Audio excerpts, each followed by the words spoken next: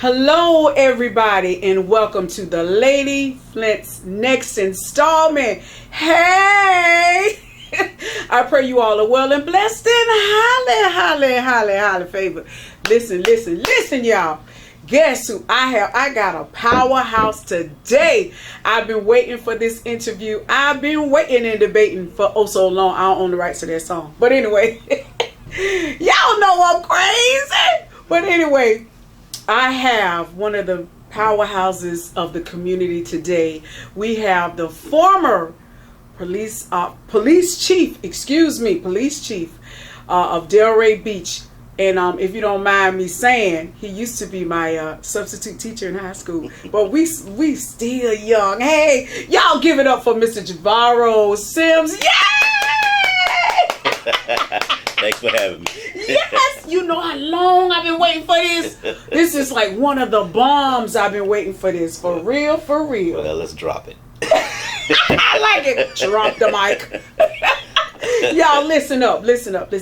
Please, I said your name, but please tell us your name and where you're from and your recent job. And then we're going to go back and say how you got to that job. And please don't leave out the high school stuff. Hey. Okay. You're the star. Come on. My name is JAVORO Sims. I was born and raised in the city of Boynton Beach. I have 5 siblings. 5.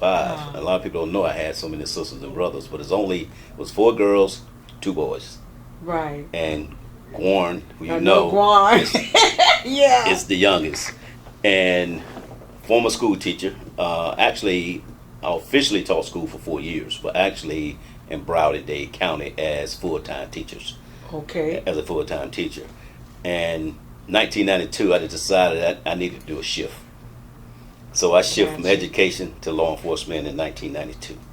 Wow. And if you don't mind me asking, how did you come about that shift? Did you just wake up one day and say, okay, I need to do something else? How did you come about doing it? Teaching is a noble profession.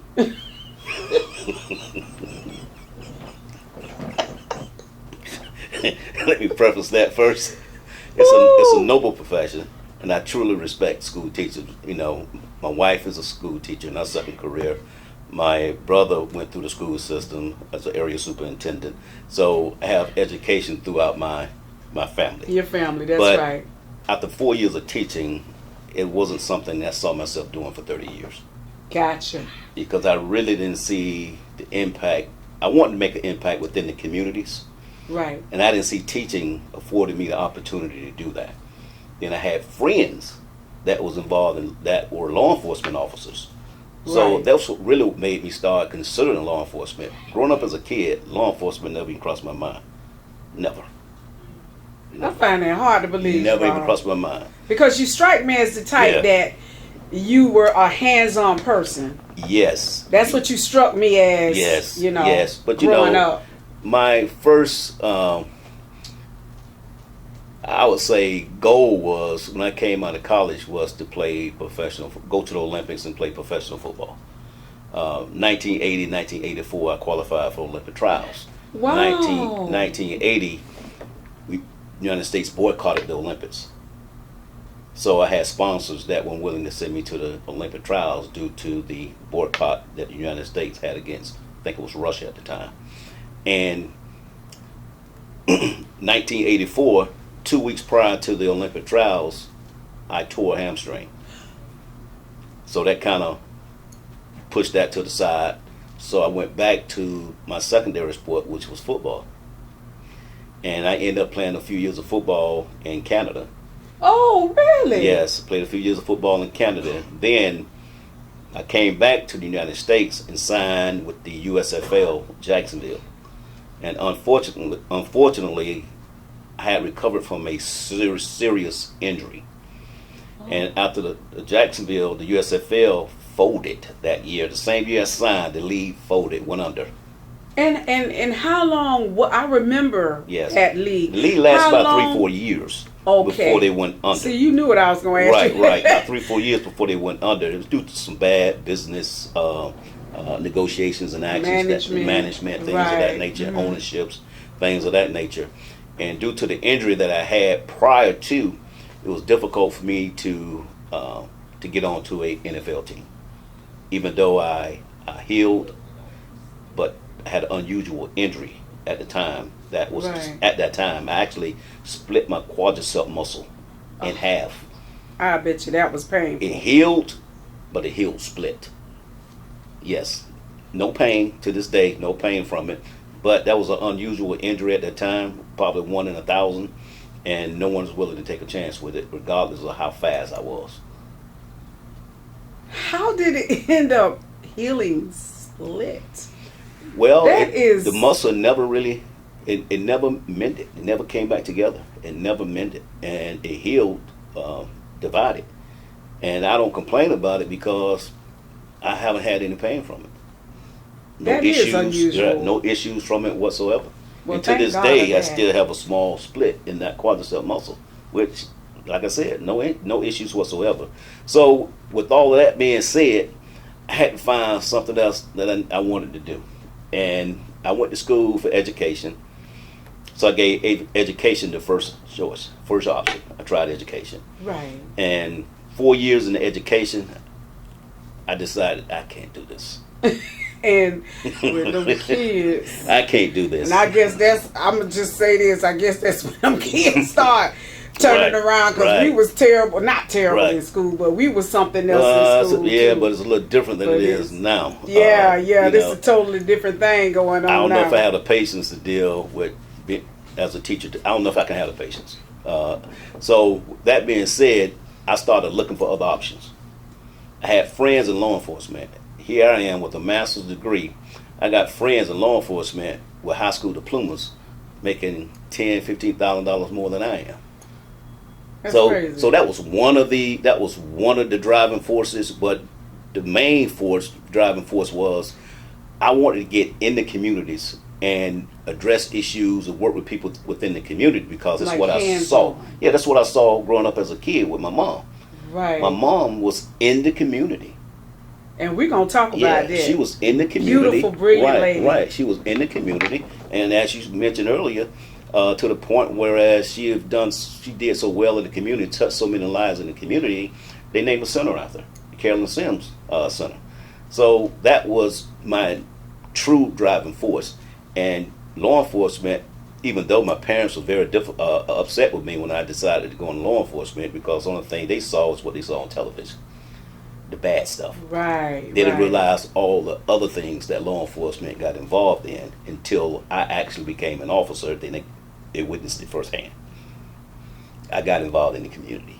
Yeah, you did that. And the community of Delray, the citizens in the community of Delray, truly helped shape my career.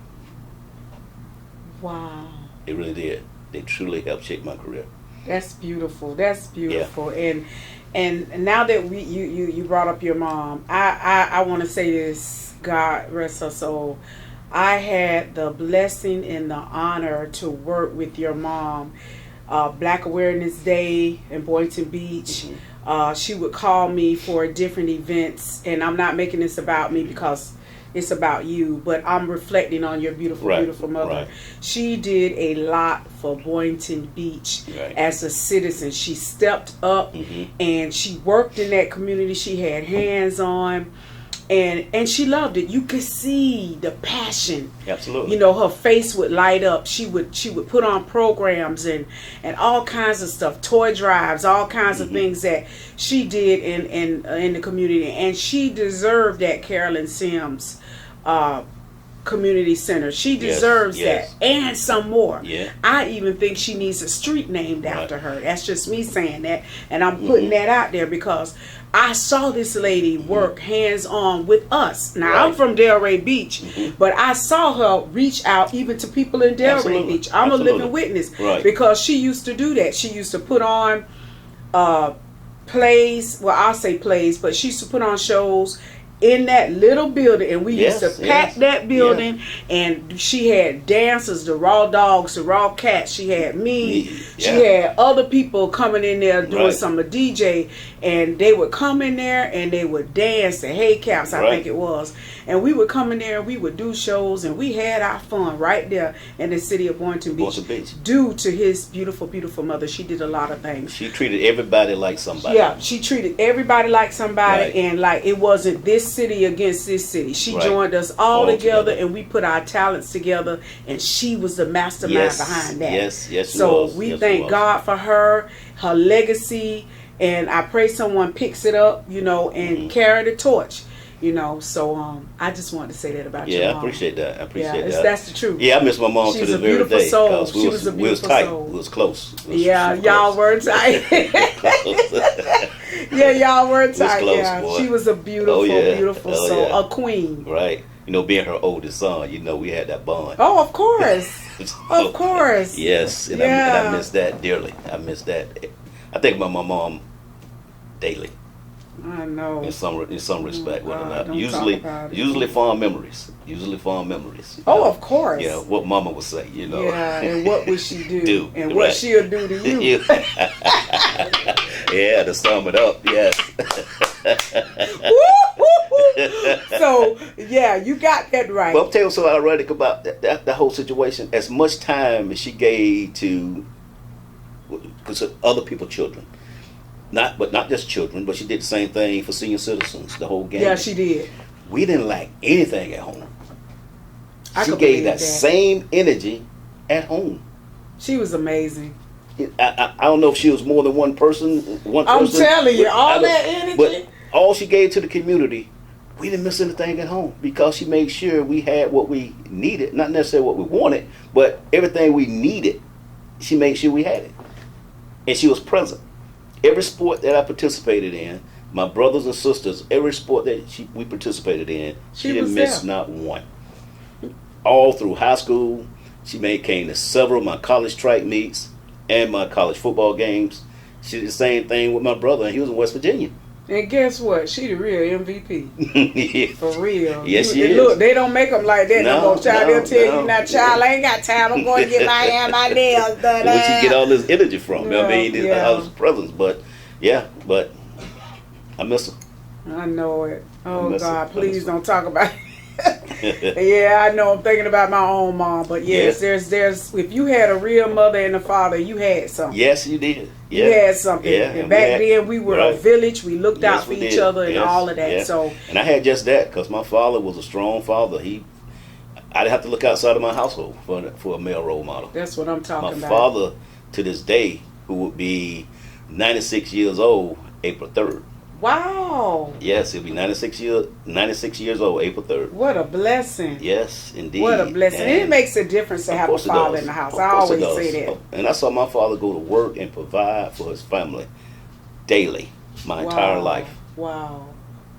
My entire life. That's why y'all came out so good. And so, but, You know. well, that, and up The above. good man, the of good man course. above, Yeah, we Yeah. had praying parents. Yes, indeed. We had And friends. grandmothers.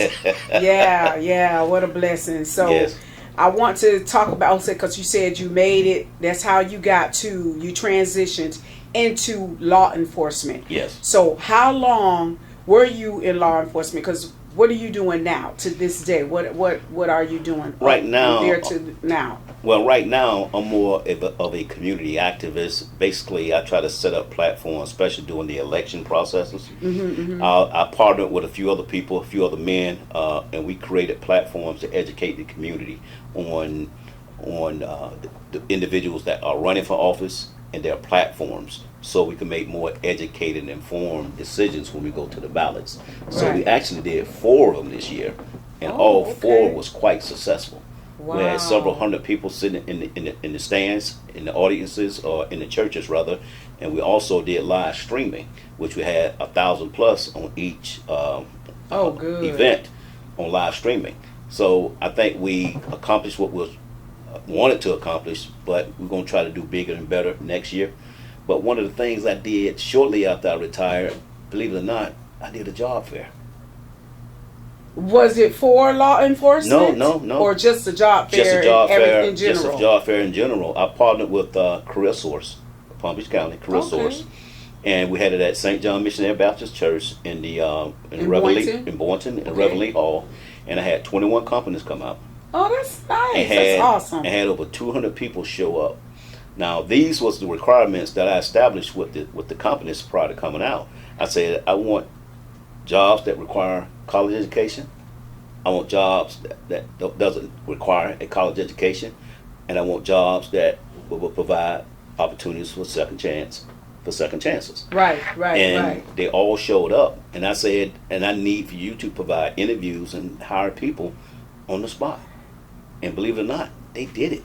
You think you can do that again? Yeah, I plan on doing it again. That's beautiful. I plan on doing it again. So, so what I'm really doing, I'm still searching and I'm still searching for my purpose. Right. Well, I think that you know what I mean? have found your purpose. People, but it just haven't clicked. Right. What you want to target. Exactly. It just haven't talked. Yeah. That's a better way of putting it. It hasn't clicked for me yet. So I got my hand in a couple different cookie jars. I'm still on the board of the Palm Beach County Criminal Justice Commission. I'm still on that board for the community outreach piece to that. And I've just been put on the board for FAU has a social work criminal justice school at Florida Atlantic University. Right. I've been asked to be on that board as well. Oh, that's so I'm keeping I'm trying to stay as busy as possible, and active as possible. But for me to really put effort into it, it has to be something meaningful that will help people. Right. I see. That will help people, advance or progress or receive whatever knowledge or skill sets they might need to elevate others, and that's key for me. Oh, that's beautiful, Javon. That's key for me. Now, I want to know, with this next question, as you were the chief of police, what were the downfalls that you saw with the community and the relationship with the community and the police officers? By you being out there working in the community, what were the downfalls that you saw? Well, remember, I was in the same agency for 30 years, so I worked under several different chiefs. I worked on at least 4 or 5 different chiefs in my career prior to becoming chief. So the relationships were different, I think, with each chief. It was really based on what seeds that they planted out in the community prior to becoming chief. Okay. If you get what I'm saying. I get what you're saying. You know what I'm saying? So if they planted seeds in the community prior to becoming chief, their ride was probably just a little bit, their chief tenure was probably just a little easier. A little less adversarial if you planted the seeds. Right. I'm gotcha. saying. I follow you. So I planted my seeds from day one. So when I became the chief, I was chief probably close to my last 5 years. So I had planted seeds for 25 years prior to becoming chief. So it's no neighborhood, no community that I was uncomfortable going into having those difficult discussions. As a matter of fact, my goal was, and what I did, I set up platforms to have those discussions with people. We purchased what they call a mobile command center. We're talking about a $700,000 apparatus. Wow. Every month, I had that part in a different area of the community. So when kids come home from school and parents come home from work, that mobile command center is parked there. All the command staff, from the chief, the assistant chief, worked in that command center that day, wherever location we had it parked. Now you would go to different locations in the community? Yes, throughout the city of Delray Beach. And how long would they stay there? For a day, 2 days? We'll do 1 day at a time. Okay. Once a month, 1 day at a time. But another thing, I set up another situation where we had community conversations where every quarter I would go to different neighborhoods, bring all the information regarding those neighborhoods and all the officers that worked in that neighborhoods and then command officers that worked in those neighborhoods. And we would advertise it. People would come out, they get a chance to put a name to a face. They get a chance to ask the questions concerning their communities. We're going to provide them information on their communities. But the biggest thing it was the conversations that took place between officers and the community and the residents. Right. Right. Because I can tell you, I did what we call a community training day. A community training day where we touched on some of the high liability areas in law enforcement, but we involved the community in that process. Now that's it. That's Right. the key. Right. We involved the community in that process. And unfortunately, I couldn't do as many as I wanted to because after we did a few of them, COVID hit. Oh yeah. So we couldn't do it anymore. So we're doing 60. We had 60 participants at a time. That's probably the most we can do to be effective. Well, we brought them in. We actually did mock traffic stops. We put you in your car and we do a traffic stops and conducted traffic stops. And they teach you how to conduct yourself during a traffic stop. Traffic stop. I like that. Yeah. We need more of that. Exactly. But we also provided different scenarios that an officer could face during a traffic stop. Yeah. You know, Both sides. Yeah, on both sides. So we could see both sides of the spectrum. And during this training, the questions that were asked was mostly for more of an awareness type situation, because there's things that officers wasn't aware of and didn't realize, and vice versa. Because they asked, one of the questions they asked, well, why some officers put their hands on their gun when they're approaching a car, which they don't understand. That's one of the most dangerous encounters that officers face. So you have to be hyper vigilant, prepared for any and everything, because any and everything could happen. Yeah. So, but having those conversations, those dialogues help ease the tension. Mm-hmm. But the key to it all is building those relationships. Yeah, I think so. It's building those relationships, and one thing that I've always preached as a leader, as a chief of police, when things get difficult, the chief got to be out front to address those because issues. everything, I think, falls back on Everything the chief. falls back on the chief. Because you're the one who has to get out and do the public speaking. Absolutely. Per se, correct? They don't want to see this. They don't want to see the assistant chief. They welcome the assistant chief, but they want to see the department head in front, leading, especially during difficult situations. Right. Now, what I try to do with my people, because I have an opportunity to mentor, I feel so I have an obligation to mentor my people. Right, because someone mentored you. Right, absolutely. An opportunity. And so I did just that. So I put my people in positions, sometimes forcefully. When I say forcefully, I directed them. But believe it or not, just about every situation I've done that in, they were only reluctant because they was afraid of the unknown. I can understand that. Understand what I'm saying? Yeah, I can But what I have to understand. explain to them, you being in this profession and you trying to move up the ranks, you have to be able to overcome the unknowns. Yeah. And you do have to have some kind of, relationship with the public. Just standing Absolutely. behind the desk and telling Right. everybody what to do. What is that? They're not going to respect you like If that. the first time you encounter the community or residents in communities when something happens, There's a problem. there's the issue. Yeah, that's a problem. So I tried to create as many opportunities as I could to engage the community. 'Cause I don't know if you remember that I managed to purchase an ice cream truck. You did? Yes, I did. I wish I was over there. I managed to purchase an ice cream truck, and believe it or not, That's wonderful. I went through. We have a foundation, the Dairy Citizens for Dairy Beach Police, that ran by Perry Dunn Francisco and Dr. Andre Fidel. Okay. They helped me purchase this truck. They had it fully wrapped, the ice cream music, the whole gambit, and freezers in the truck. Now, this truck had to go out at minimum twice a week in different communities. And every event, this truck was out, and we partnered with the elementary schools. So when classes did well, They would get the we ice would drive the ice cream truck over there, they come and get the ice that's so cream. sweet. And the kicker to this was, ice cream was free. Ain't that something? 100% Lord, you free. should have told me that. But They see- should have had that when I was in school. And how we did that, we managed to partner with Target. Get out of here. Now, where is this truck down? Still at the police department, still use it. That's what I'm talking about. We purchased That's what that I'm truck. talking When I about. purchased that truck, we purchased that truck brand new. You did some wonderful things. Yeah, brand new. But everything I tried to do was basically to it was to engage and build those relationships that I know would be necessary when something happens.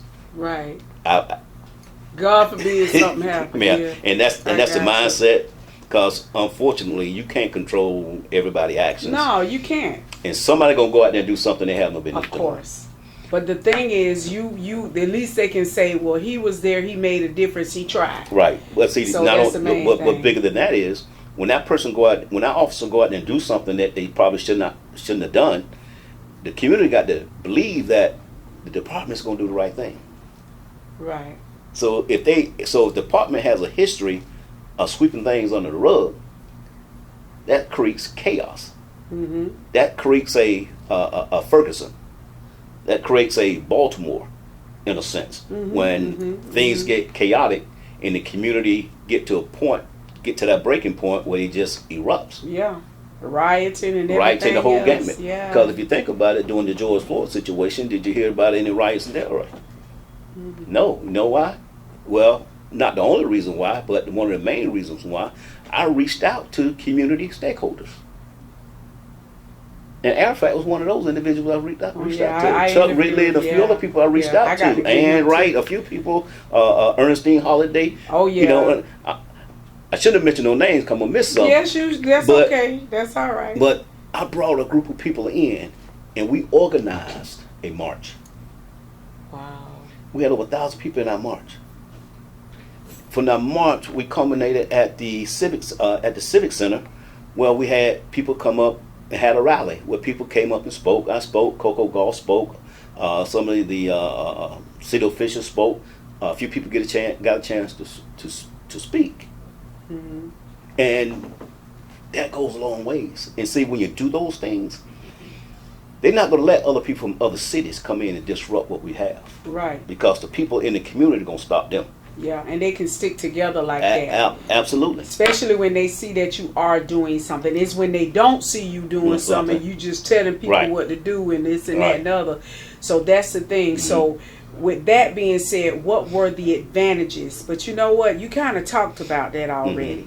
About the advantages and disadvantages that you saw, and you corrected them by the ice cream truck. Right. With the podium where you had the people coming in and talking on the different levels and everything. So where do you see yourself in the next 4 or 5 years, and what do you think that you want to do? I know I heard you say you was trying to find your purpose, but where do you think that where your purpose would be as far as I heard you say about helping people? Do you think that you would continue your mentoring?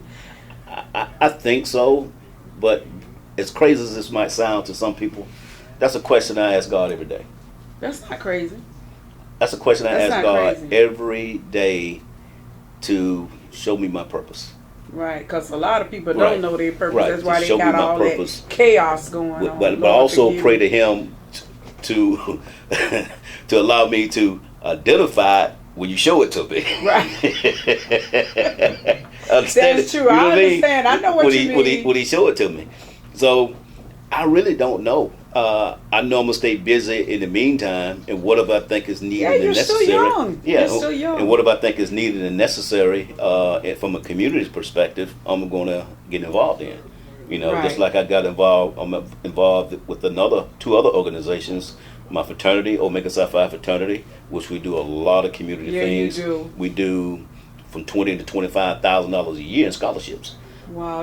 My brother is Omega Psi Phi, so he'll be talking to me about that. And then we also I joined an organization called MVP, Men of Vision and Purpose. Oh, and okay. what we've done with that organization, we've started a mentoring and a reading program at Ponciana Elementary. And I think that's wonderful because I just saw on the news last week that they were saying that kids are still below reading average, and I just don't understand that. All of this technology. Let me tell you what I discovered. I don't understand that. I went out there a week ago with these kids, the mentoring piece. We're out there teaching them basketball rules, skills, and whatnot. And I'm listening to some of these kids, and some of these kids are extremely articulate. Some of these kids are really smart, but there was a disconnect somewhere. I don't know if it's in the home or in the school or a combination Right. thereof. But since we've been involved with these 10 young boys,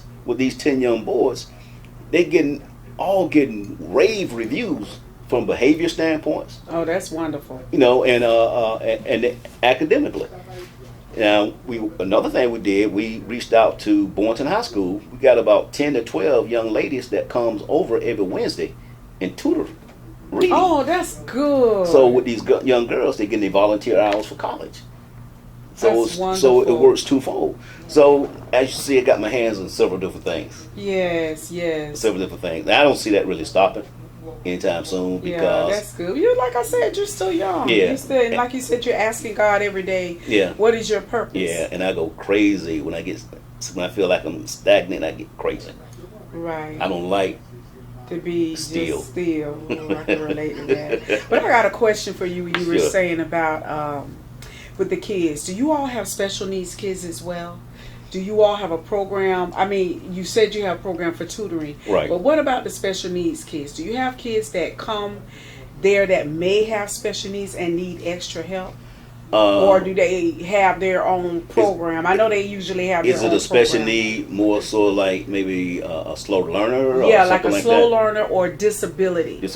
We don't know because that takes a special, skilled, educated, skilled person to do individual that. to do that. And as far as I know, none of us have that expertise. Okay. That's a training. That's a specialized training. Yeah, because you do have to have special Right. skills Skills. and teachers that Right. do that. But I was just wondering. I was just curious because when I heard you say that, that is such a Right, good program, right. and I was just wondering. It Right. was just a question that popped up in my If it's head. somebody just struggling in reading, we can work with those individuals. If somebody's just struggling in reading, but when it comes to any type of disability, we really don't have the expertise to do that. Okay. So we're trying to stay in our lane as much as we Gotcha. possibly can and do as much as we possibly Yeah, can. because you do have to have special Skills and skills to training. do that and Yeah, training yes, to do that. yes, Because each child is different, you Mhm. know. But I was just curious because I heard you say that. So, but that's good. So, where are the platforms that people can reach you? Like if they need tutoring, any kind of questions about being a law enforcement officer, Mhm. if someone can call you and ask you that. What is your phone number? Give me all the platforms you're on. Well, I'm on pretty much every social media platform. And matter of fact, believe it or not, I get reached. People reach out to me quite a bit on Messenger. Okay. It's Yeah. my name. Right. Yeah, it's right. my name, JAVORO Sims. And they ask me questions, ask me for advice. Now, I'm not going to give you You don't legal have to advice. you don't have to give your phone number if Right, you want right. to, but just the platforms. Right. Yeah, if they wanna- I'm not going to do legal advice because I'm not an attorney. But if there's anything dealing with law enforcement, I can give you some advice. But when in regards, because it's two different things, believe it or not. Right. No, Yes, no. yes. They are two different I'm on things. Instagram. I'm on Facebook. Just about. I'm on not TikTok, but so many of them. Pretty much every social media platform, and it's my name. And so just follow you. Just follow or your me. name. If you got any questions for me, if I can help you with, I can help you get in law enforcement. Or ask you got any questions on what it would take to get in law enforcement, the requirements. Right. You know, I'd be more than willing to assist you. And matter of fact, I had a young man come to me saying, he had been having a problem during the interview phase. I worked with this young man for about a month prior to his next interview. He had an interview within a month. So what I did, I met with him for about 2 hours, and we went over a few things. And every day, I sent him a question, and he had to respond to that question. And when he went and did his interview, he said he blew it out of the water. Wow. Because people get so panicky when it comes to interviewing. I try to Yeah, teach they people, you treat an interview like a conversation. You treat it like a conversation. Yeah. And that relaxes you a little more. But you have to do your research. You go do an interview for an agency and you know nothing about the agency. Know nothing about what exactly. And what they're doing, what they've done. So that's one-on-one. Those are things you should be doing. That's anyway. But being comfortable with it, the more you do it, the more comfortable you become. Exactly. So And how many interviews do they have to become a police officer? First of all, my first question, and this may be the last question. What type of classes? I know they have to take criminal law and all this kind of stuff. What classes do they need to start out with to become a police officer? Well, for school. Let me put it this way: if you go to college, if your goal is to be a police officer, you really don't. If you want to get a criminal justice degree, so be it. But you don't need a criminal justice degree. My degree is in education. My undergrad is in education. Exactly. So you don't need a criminal justice degree. But most departments, especially here in the South Florida, require at least a 2-year degree or 60 college credits to even apply. Now, once you get through that phase, you have to go through 6 months of the academy, which is over 700 hours of training. That's 6 months. But you also can acquire 15 college credits during that time frame. Now, once you get through the 6 months of the academy, what you have called field training, which is another approximately 4 months of training in the field with different officers training you until they releases you to go independently. So it's a long process.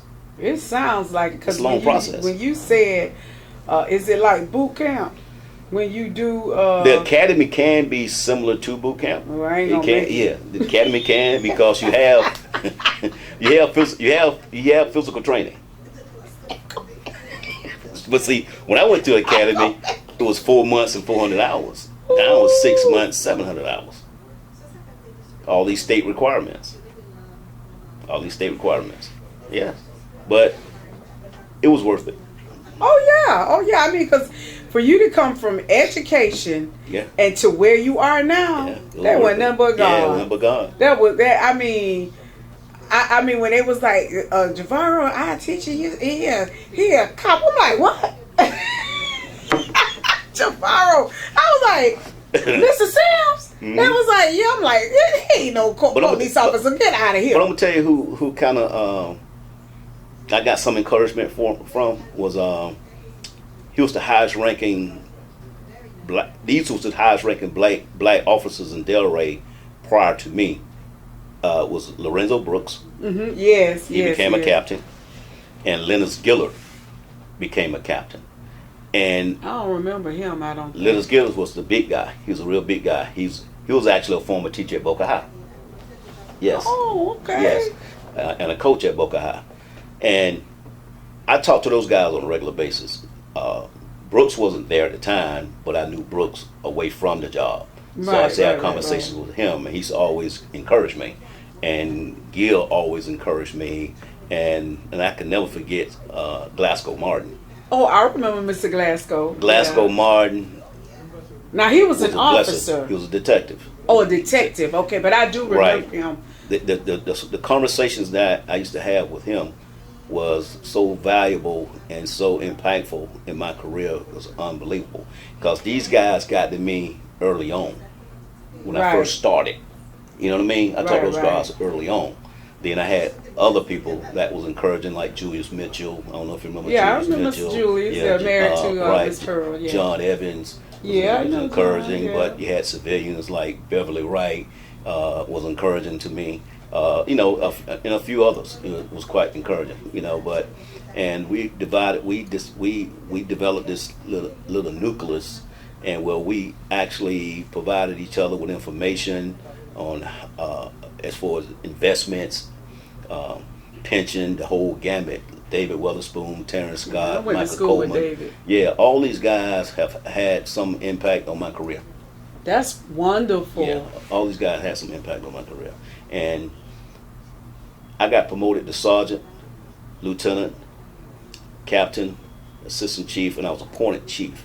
But each one of my promotions was by a different chief. Get out of here. See, that says something. Yeah.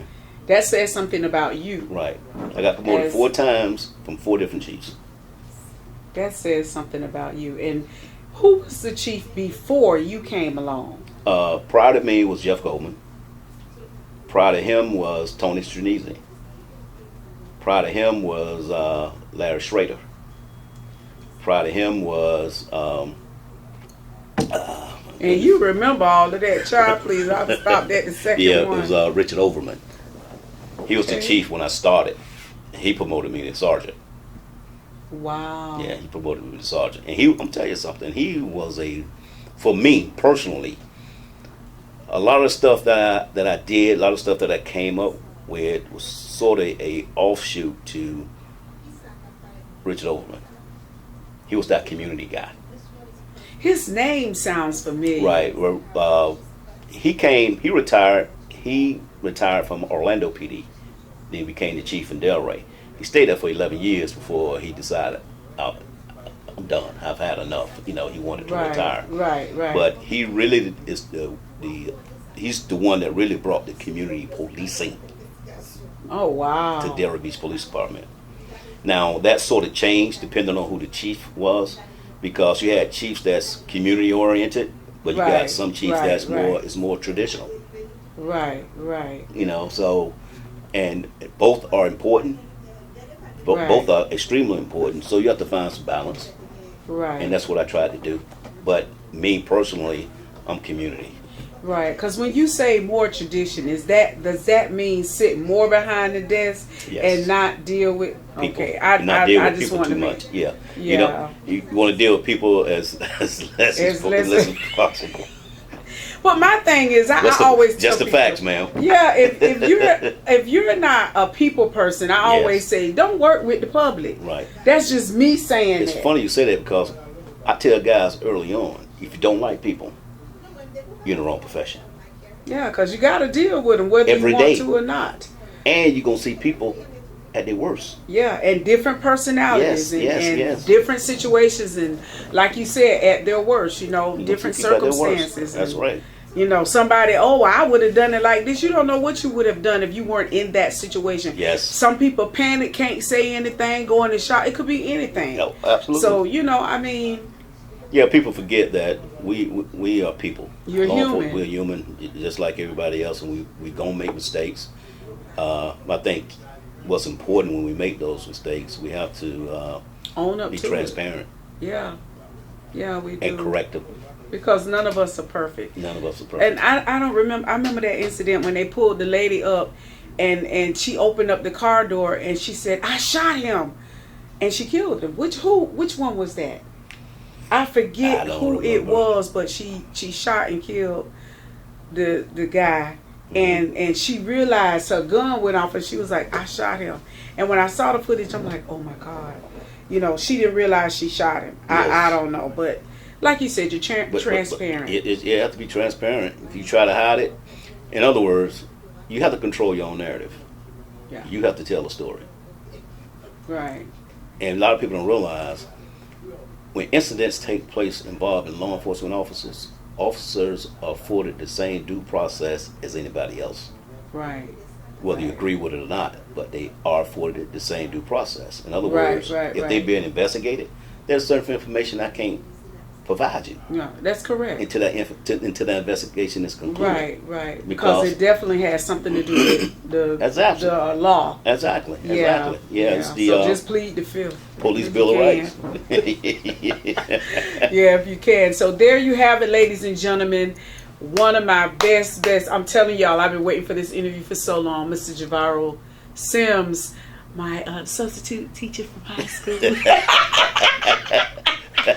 He still looks the same, y'all. He didn't age. Hey, but it was a blessing, and I appreciate you coming in. Thank you for having me. I appreciate you so much. I loved and adored your beautiful, beautiful mother, the Queen. Rest, Miss Carolyn Sims. Yes. Somebody please pick up that torch and carry it if you can, because she did it for the love of it. And tell us again where we can reach you on all your social medias, and then where I'm on Messenger as my name, JAVORO Sims. Messenger, Facebook, Instagram as my name. Just type me in and I'll pop up if you have any questions. I would rather you reach out to me on Messenger if you have any questions for me. I will respond. I will respond. Yes, he will. But I got his phone number. Hey. So there you have it. Thank you so much. Thank you. My teacher from high school. Thank you for it's having such a blessing because everybody I bring in here is truly a king and a queen and a very successful story to come in and tell their story. And I thank you again for sharing your beautiful, beautiful story with us. And I'm going to have you back. Okay. Seriously. Because I want to know more about the job fairs and everything like that. That is amazing. So we're going to say good night to the camera. Good night. We love you all. God bless. Thank you, Diaspora TV. Thank you, Mr. Allen. Thank you, Mr. Donald, for this beautiful, beautiful show and all the rest of the beautiful shows. Good night. We love you. Take care. Take care. God bless everybody.